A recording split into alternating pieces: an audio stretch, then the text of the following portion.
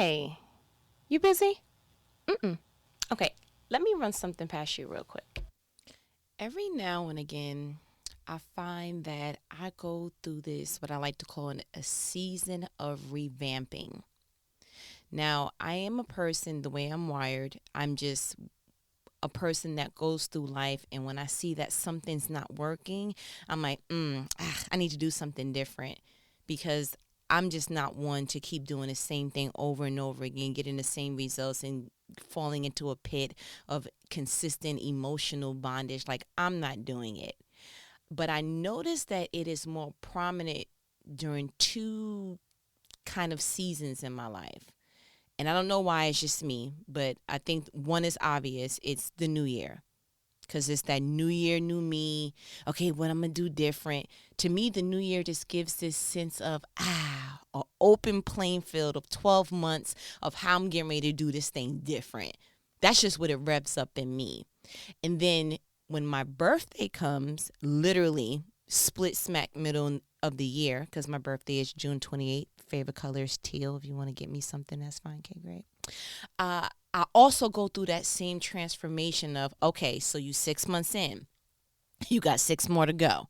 What did you do differently? What could you continue to do differently? What did we do well for the first quarter of the year? Okay, great.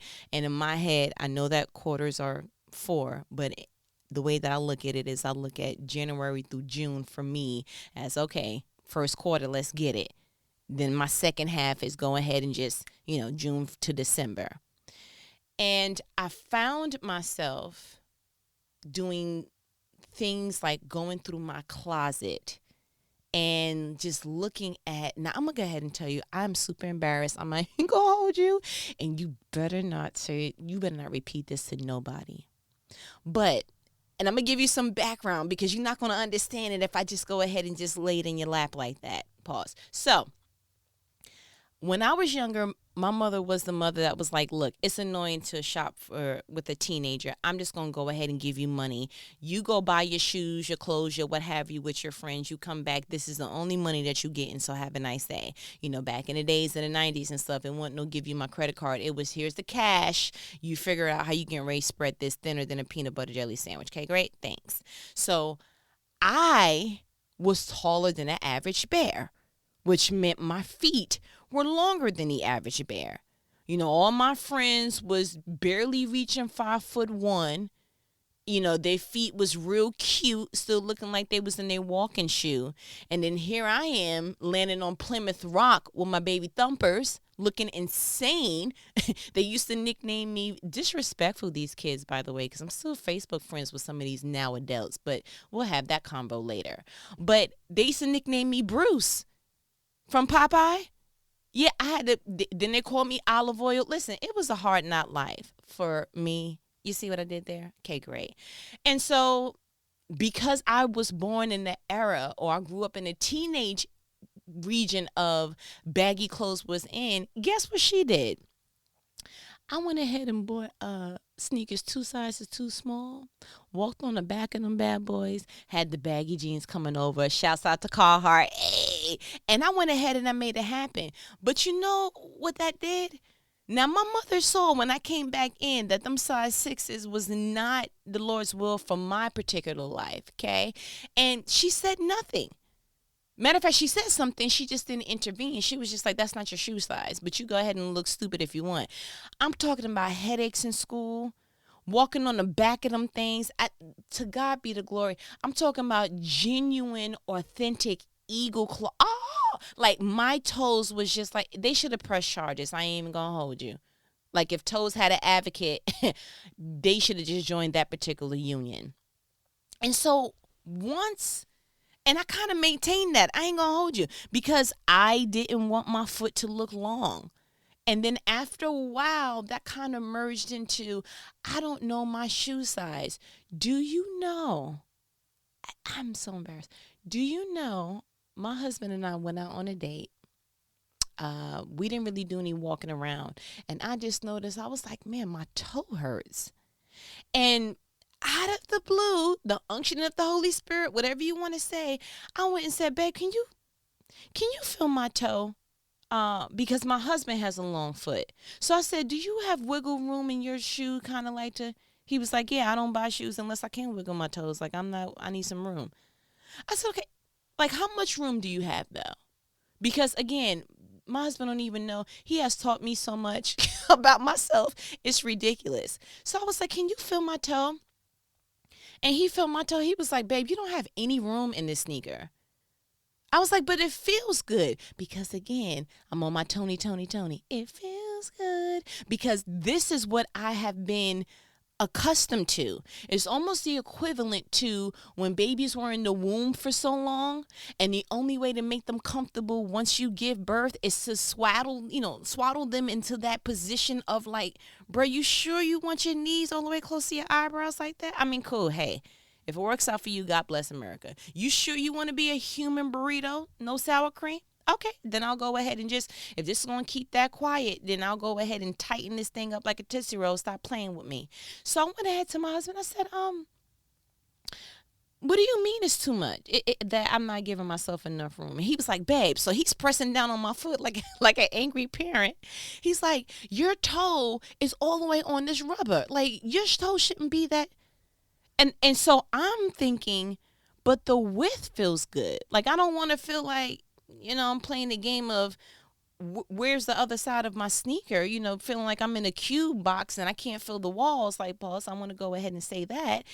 And I started doing Google research because one thing about it, I am not a person you just going to drop some information on and I go, oh, okay. No, I make it a real live like research event because I'm like, I know I don't have children, a whole husband, had a household at some point in my life. And I came all the way thus far. The Lord done brought me this far and I don't know my shoe size. You better have a nice day. I'm not with it. So here I am in these interweb streets and I'm like, Google, I'm just a tapping. How do you know how your sneaker fits good or not? Should your sneaker have, and I'm going through all this and literally could not sleep. I'm not even going to hold you. The adrenaline rush of, ma'am, do you not know your shoe size? I just could not get to sleep. I woke up first thing in the morning. I kid you not. And I ran down to the local Journeys, which is a shoe store that sells the Vans and the Uggs and what have you, because I just figured I'm about to find out my shoe size in all brands, because here's what I developed and gathered from my research thereof. What may be a size, I'm going to just throw out a size, I'm not going to get my business in the streets. What may be a size 7 in Nike is not a size 7 in Vans. Like, I didn't know there was a differentiation between sizes. I just said, boom, this is my number size. Okay, great. And let me just get this all across the platform like a cookie cutter situation, not knowing that, ma'am, you may want to go up, may want to go down. I just didn't adjust. So I went to the Journeys, dude, and the reason why I got there first thing in the morning is because I wanted to tell this embarrassing story without feeling too embarrassed. And I'm like, hey, listen. And I went ahead and told him. Went to this date night with my husband, realized that I wasn't raised right, okay, great, because I don't know my shoe size. And so can you help me? I had him put my little foot on the silver thing. I was real serious. Sir, measure this thumper. I don't care how much of a baby deer you look at me as. I need to know how large, okay, great, this yardage is below my ankle. And so he went ahead and to God be the glory. He was like, you know what? Same thing happened to me. I'm like, do tell, sir, Journey, sir. He said, well, listen, I was walking around once I got here and realized that my size 12s felt tight. Went ahead and didn't even realize that at 25, he was a size 13. He said, bruh, I had to give away so many shoes. It was ridiculous. So now my embarrassment is turning into, we're having a moment here. And I spent more time there than I should have, but realized my Converses are a different size. My Vans are a different size. Okay, great. I ain't even try the Uggs because I felt like I was going to be emerging into the Shack Elites. That is now my version of me embracing my new shoe size. I am the Shaquille O'Neal elite group. I am head leader of all sizes of Shaquille. I'm not going to tell you my shoe size because that's none of your business. I'm still somebody's grandbaby and I'm a child of God. And you won't be embarrassing me and gossip about me in these streets. But I digress. So now you got some background of what just initiated this whole like, yo, I need to revamp. What else am I possibly doing in an old way or in a consistent cookie cutter matter that requires some form of revamping? So first I wanted to make sure I was using the word right? Because you don't want to be in these American English speaking streets sounding like, what are you talking about? Like, I don't, like, what is that word? So I went ahead and went to New Oxford American Dictionary Ministries, and revamp means give new and improved form, structure, or appearance to. So you already know. Had to go ahead and have a meeting of the minds with my husband, and I'm like, sir, this whole closet is a wrap. Like, I can't do nothing with all this cuteness. Now, we went ahead and I gave away so many shoes. I was like, God, is somebody praying for shoes in this particular size and you just felt like you wanted me to be the vessel of the blessing? Because I feel some kind of way. I feel like all my drip, okay, all the swag, whatever the new term is that the young peoples is using for, looking good. I feel like all the collector's items, I got to give those away. Some I was like, nah. I'm just going to save this for my daughter, and hopefully she becomes a Shack Elite Junior, and she'll go ahead and have these like in a year or two. I'm not, no, these are some good classics. Like, these Converses, like, they don't even make these no more. You see what I'm saying? And there's passion in my voice, and I hope that you hear that, because at this point, you're literally, I am walking you through like realistic situations. I can't make this up. Listen, I heard a good Once Upon a Time. I heard a good Dr. Seuss in my day, but some of these stories I can't make up. This is my life. Like, this is literally my life. And I don't know if I'm laughing or if I'm crying, but I can tell you my eyes is getting glossy. So we going to just go ahead and say that it's a crack up. I'm laughing. Okay, great? Yeah. Okay, cool. So went ahead and just had boxes, literally went to Goodwill. They were like, oh, to the point that the disrespect was so potent. The guy said, well, do you have some sneakers in my size? Chuckle, chuckle. But then after the second box, he was like, no, seriously, do you have any men's shoes in here? No, sir. Okay. I just found out I'm a part of the Shack Elites. And so I just need to go ahead and get rid of all these little toddler shoes that I didn't know. Okay. Apparently, I'm still in the Walker because that's the size shoe that never mind. I don't even want to be bothered. So, revamping is the word. So I went ahead and just gave away all those shoes. And I was like, okay, meeting of the minds. Husband, I got to replace it because I feel like I got stripped of my drip. Okay. He was like, go ahead and make it happen. I'm like, cool. Because what I notice is I can't walk in the store and say, hey, can I have those in the Shack Elite? And they say, sure, right away. We have plenty of your size. No, my Shack Elite size is the ma'am, first come, first serve. Have a nice day. And it's already hard to shop for me, period, because I'm slim and I'm tall. And so I can't just go in to your local Walmarts or, your local Targets or something that, you can find a good little drip on sale. I can't do that. I got to go online, read the reviews, see if the other Shack Elites have similar experiences. So it's just a whole thing. So I went through my sneakers and I'm like, time out. Let me just make sure my kids know that there's a proper way to wear shoes. So praise God that what I was trying to force my daughter in, I'm like, no, you still got room in these shoes. She was like, I can't wiggle my toes. I told her, I said, remember when you said that to me? She was like, yes. I said, keep that same energy. Apparently, that's how you keep pretty toes. Mommy's working on hers. God used me. My son knew, and so I felt good about my situation. I'm the only one in my house that don't know that toddler shoes, you got to get rid of them after a certain size. And so what that made me do is go through other parts of my life and say, what else could you be revamping? And I said, I'm going to pick up the phone and use this, and we're going to do this as a union, okay? We're going to go ahead and walk through these revamping streets together. One of the things that I'm going to just go ahead and tell you have been on my heart for revamping is Christianity. I'm not even going to hold you. I am walking and peeling away from all things that even look like religion. I'm just not interested. I hated that Christianity has to look a certain way.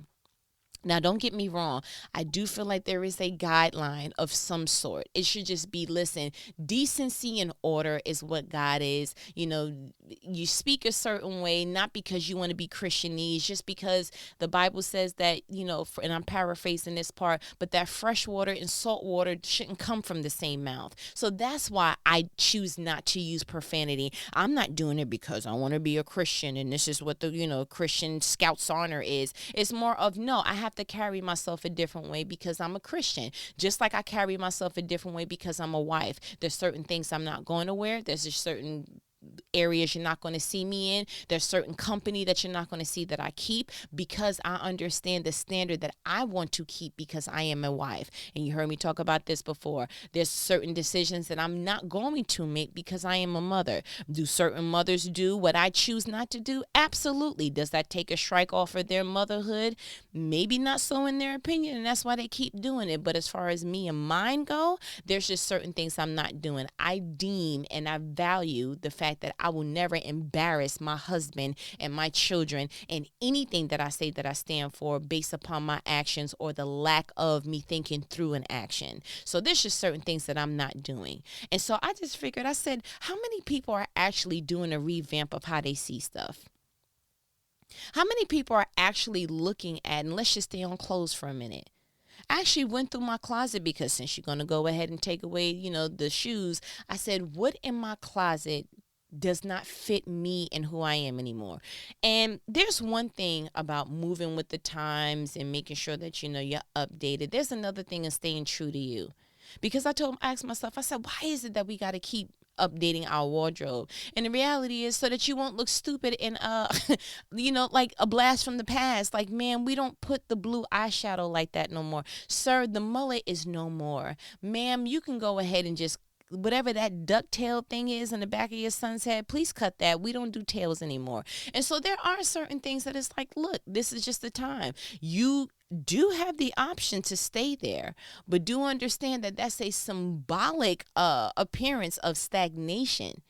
You want to make sure that what you do in some stuff, you do stay true to you, but that you're not the only one that's still looking like Soldier Boy. Like, how big is that t-shirt? Yeah, we don't do that no more. And so it made me go ahead and just truly look at other aspects of my life. I was like, what about the aspect of parenting? I had an exclusive conversation with my son that I said I wasn't going to really say nothing, but I feel like we're getting close, and I'm getting intimate with my conversations with you, so I might as well go ahead and tell you. I came up with the notion that I feel like African American parents are as, and I may have said it before, but I feel like it's worth repeating, that African American parents are as strict on their children as they possibly are because of slavery. I feel like we have a different idea of what respect is because of slavery. I feel like we have a whole notion of what respect looks like and all these other different things because of what we've gone through. Now, I've never been Nigerian, not from Africa per se, but I've heard that there's other parents that just like, woo, and other nationalities that it's like, bruh, listen, Nigerian parents are tough. Now, I don't know if that's just a cultural thing. Again, I don't know where it stems from, but I came up with the notion that maybe we are harder on our kids because we had a very, very strict era in our cultural upbringing. And so that when you do have a child that wants to advocate for themselves or, discuss something and just express themselves, we deem it as disrespect because at no time were we able to express what we felt to massa. You see what I'm saying?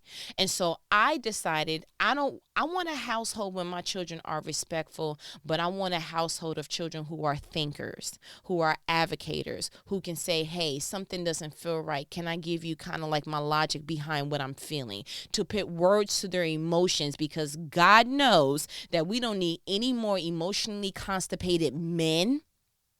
We don't need any more emotionally unstable women.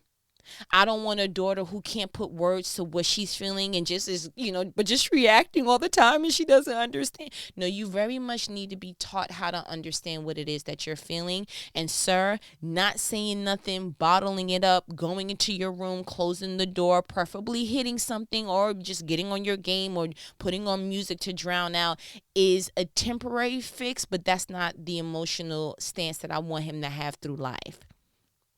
So I have revamped how I look at parenting. I don't want children that's just, yes, ma'am, no, ma'am. I want you to say, can I say something real quick? Because guess what? I may be wrong. Or guess what? They may give me a different set of tools, set of ammo for this particular parenting thing that I'm going through. This thing is a journey. It's not a, hey, I birthed you, so I know what to do every single stage in your life. How I raised you at 10 is not what I need as you're rearing the end of your teenagehood. You see what I'm saying? So no, I very much want you to go ahead and sharpen my skills and say, hey, the reason why I don't want a birthday party is because I'm not 5 anymore. You may need to go ahead and change and clean the lens on how I see certain things. I look at success differently. I had to revamp that. At one point, success was dollar amount and title and, oh, you work at that job? Oh, that's a good job. My friend Ebony said something so dope to me the other day, and I was just like, wow, I never really considered that. I like it, and I'm going to go ahead and tuck it away like a football and run to the other side and get a touchdown. She said, I dislike when people say that a job is a good job. She's like, so many people are looking for a good job, but what they should be striving for, in essence, is a great career. And if it takes you getting to ends and odds, type of employment opportunities to get to your greater career goals, then you should go ahead and do that. And I just thought, oh my gosh, how dope is that? And more so, let's just expand it and just widen it a little bit. How do you view success? To me, to be honest, and I literally did not think about it, just had this talk with my son yesterday. I said, it is not successful to me to pull up to a home just to say that I have a home if when I pull up to my bank account, I'm not satisfied. You see what I'm saying?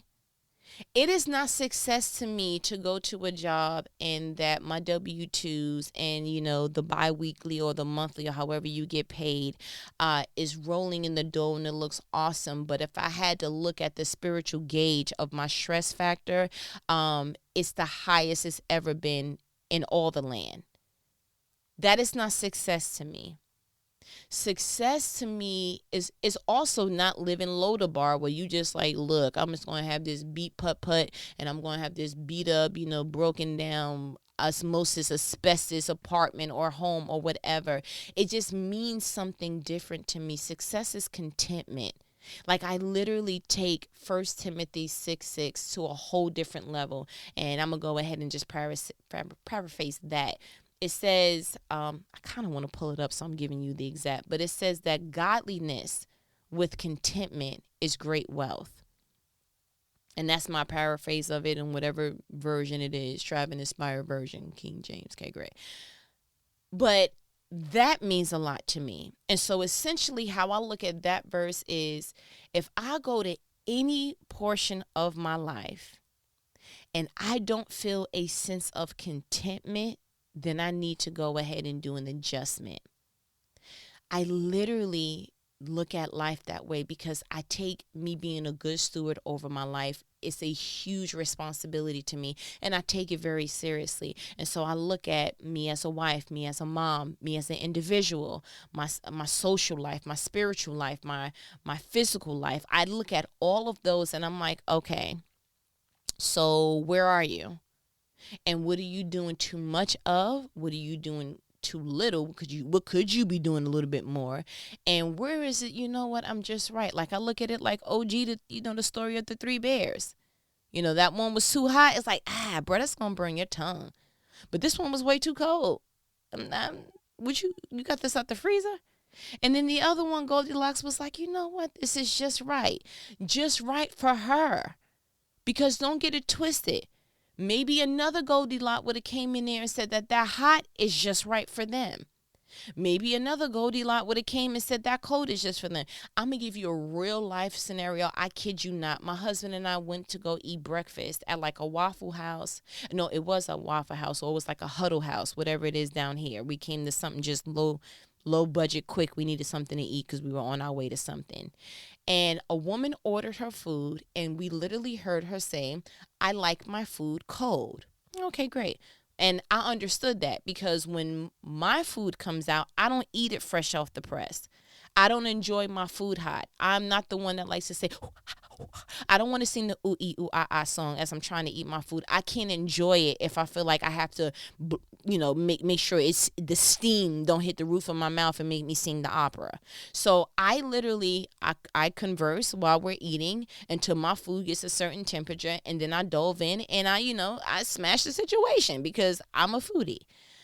Literally, my husband and I, we ate, had a good old time, talked, did whatever, came back. The woman literally ordered her food, set it at the table, and she left. So I, being the inquisitive person that I am, I looked at the waitress and I said, "Oh, she left her food." And she said, "No, she does this all the time. She'll be back. She likes her food cold." I said, "Oh, bro, you like your food cold, like cold. And who knows? That may trace back to something in her childhood. Maybe she was, the person that made her own food, or her parents made her food and was like, hey, you know what? The food is on the stove. You can go ahead and warm it up if you want to. And she was like, nope, I'm scared of the stove. I want to go ahead and eat it like this. You don't know what that traces back to. But again, that is her Goldilocks just right. So you know what these conversations are. They are thought-provoking conversations. They are life-provoking conversations. And I had so many different things that I was going through. I'm like, what does a successful marriage look like to you? Oh, my goodness. And what's just right for my husband and I may not be that for certain people. There are some couples that feel like, bruh, if we are not traveling multiple times a year, I just feel like we're stagnant. My husband and I don't have that itch. We kind of have different goals, to be honest with you, and that is our just right. So just think about what's your just right. In the area of friendships, success, parenting, marriage or dating, your religional aspects. Mine is Christianity. What's yours? In regards to your social well-being, your physical well-being. One of the commitments that I'm going to make to myself is there will be nothing in my closet that I put on that interferes with my confidence. So, and women, this is a woman thing. I don't know how fellas do it. I don't think that they have this issue more so than women, but there are certain things in my closet with tags that I have told myself, oh, this is when my stomach gets a little bit my stomach needs to be a little bit flat. This is when I lose this bit of poundage here. And it's like, listen, if there is anything in your closet that is a form of bondage, why do you still have it? As a matter of fact, we need to go all the way down to the elemental P. Let's go all the way back to Do, Re, Mi. Why did you even buy it? Your clothes should fit you in a way that brings you confidence, not condemnation. Why would you want to put on a dress and you and you keep flattening your stomach with your hand like that's going to do something in the mirror outside of you sucking it in and doing all that other extra? To be honest with you, really, because I had to look this up, abs are made in the kitchen, and abs are just literally, it's a lifestyle adjustment. Literally, if you made the commitment of, I'm not eating 4 to 5 hours prior to me going to sleep, if you literally made that commitment, you would see such a change in your stomach that you would be like, oh my goodness, did I do 1,000,000 sit-ups yesterday? And the day before that, and the day before that? And I know what you're thinking. You like, bruh, but I'm hungry 30 minutes prior to going to sleep. And I get it. But why don't you go ahead and drink something? Literally, I don't know what water does. It's like a brain delusion kind of sort of to me. But it makes you feel full. Go ahead and drink you something. Water, not juice, not soda. Tea may be okay, but water is the brain trickster to, oh, we full. We don't even want nothing right now. I think we're okay. I'm not even going to hold you. And if you like, listen, I'm a big girl, big boy now. Water's not going to hold me. You can have a nice day. Then go ahead and get you something that is like, when I just feel like, bro, I need to eat. I ain't going to hold you. I go eat a salad. Yeah, I have salad stuff on deck. Or I'll go eat some kind of fruit. My claim to fame, what helps me all the time, is I love dried mangoes. So I keep those on deck. Because that's a food that if I eat it, I'm not going to feel guilty at the end of the day.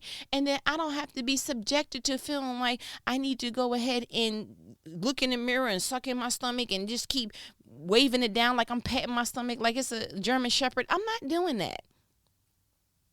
So the question that needs to be answered here and now, and the challenge that's being offered to you right now, what area of your life needs to be revamped?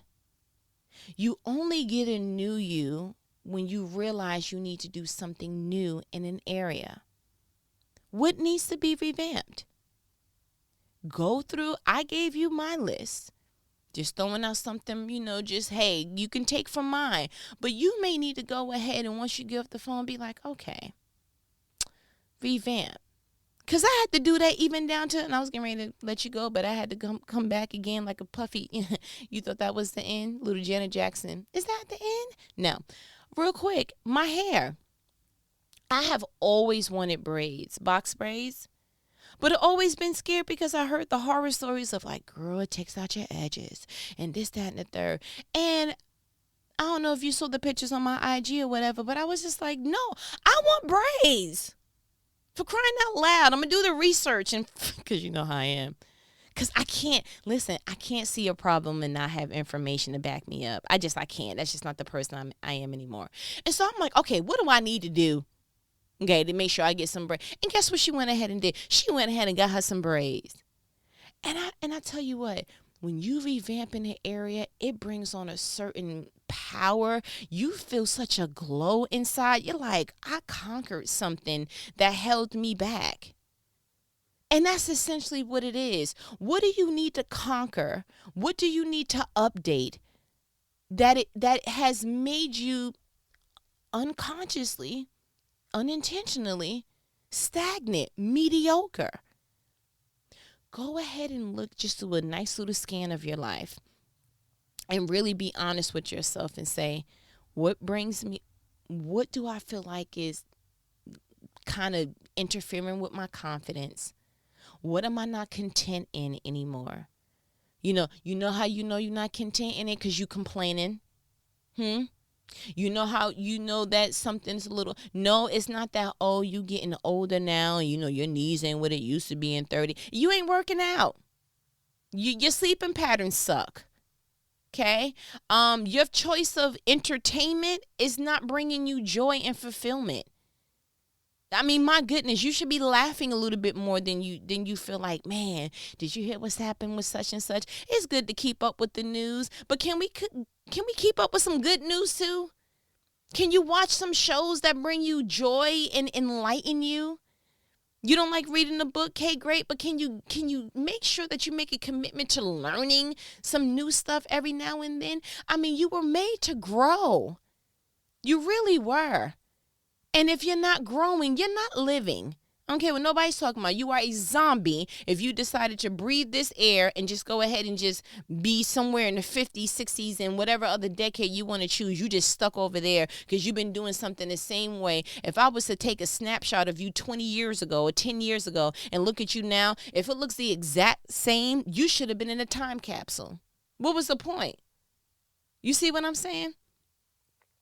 But you know me, OG, when something's fresh off the press, I get an emotional attachment to it, and I feel like I can talk about it for 15 years because this literally is happening to me real time. And so when I pick up this phone and I call you, you are literally getting fresh off the press what's happening in my life.